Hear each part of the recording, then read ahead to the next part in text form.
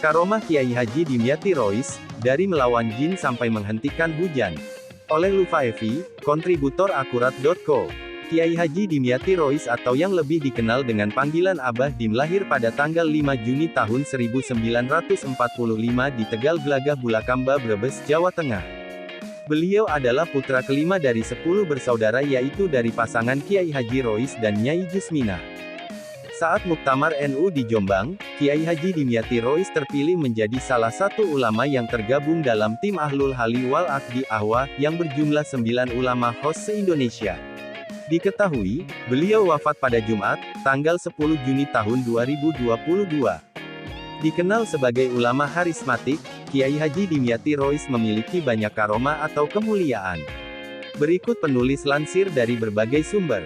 Misalnya adalah terkait Mbah Dim yang berduel dengan segerombolan jin. Kejadian itu terjadi ketika beliau masih muda dan masih menjadi seorang santri. Saat itu Mbah Dim mondok di Ponpes Apik Kaliwungu.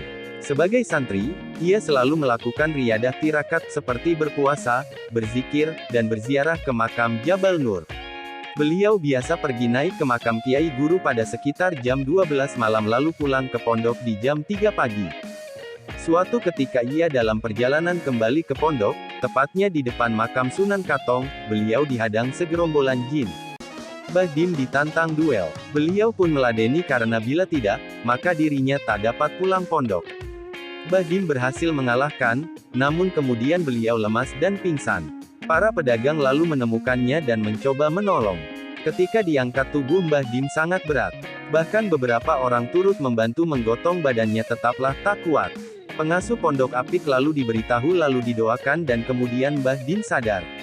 Begitu Mbah Dim sadar ia meminta maaf karena telah membuat para kiai pengasuh pondok repot. Pasca kejadian itu, pengasuh pondok meramalkan Mbah Dim kelak akan jadi seorang kiai besar. Ramalan itu nyatanya terbukti. Kisah karomah lainnya adalah seorang santri menyaksikan Mbah Dim bisa menghentikan hujan dan menundanya. Seorang santri menceritakan bahwa kala itu halaman dalam tempat tinggal kiai, dipenuhi santri yang hendak mengaji. Tiba-tiba kemudian datang hujan deras. Santri pun lari kocar-kacir. "Sudah jangan panik, pasti berhenti hujannya," ujarnya saat itu. Saat itu juga setelah kalimat itu terucap hujan pun berhenti. Santri kemudian melanjutkan aktivitas mengaji. Begitu semua santri selesai mengaji, ia kembali berujar, "Ya Allah, silakan kalau mau meneruskan hujan. Semoga hujan ini adalah hujan pembawa manfaat dan berkah." Hujan pun tidak lama berhenti dan para santri meneruskan kegiatan belajarnya. Karomah beliau sebagai kiai besar sangat melekat dalam ingatan banyak masyarakat, terutama mereka yang berinteraksi langsung dengan beliau.